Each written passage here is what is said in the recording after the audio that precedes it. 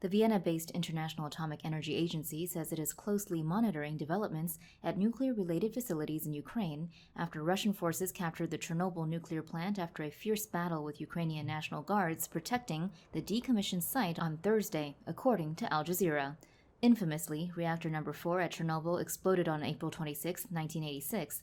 The subsequent fire that demolished the reactor building released large amounts of radiation into the atmosphere. Citing the official website of the site's operator, Reuters explains that nuclear waste management and storage remain ongoing at the site, while New Scientist reported a surge in fission reactions around the destroyed nuclear reactor in May last year.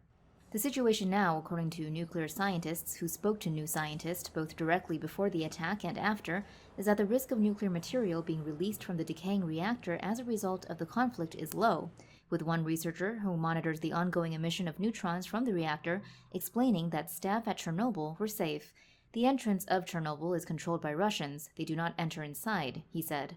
Bruno Merk at the University of Liverpool meanwhile concluded, I think as long as there is not a deliberate attack, the risk is comparably low, though he added, if it's a deliberate act, you could possibly do it. Closest to the situation itself, Chernobyl scientists who worked on confinement plans at the site told New Scientist on February 22nd that monitoring work would continue and that all safety systems at the plant are working well, but that scientific data processing has been partially suspended. In terms of the wider Russian invasion of Ukraine, NBC News reports that Chernobyl is most likely valuable because of its location, sitting on one of the most direct routes to the Ukrainian capital, Kiev, as Russian troops look to push through the country.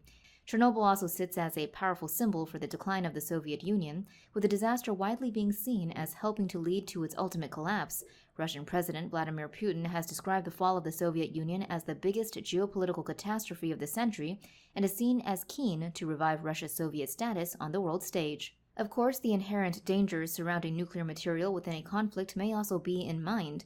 Evelyn Farkas explains to NBC that even if Putin has no interest in the decommissioned plant itself, Russia would likely want to secure the facility, especially with the potential for a long-term fight with the Ukrainian insurgents if Russia continues to occupy the country. They certainly don't want loose nuclear material floating around, she said.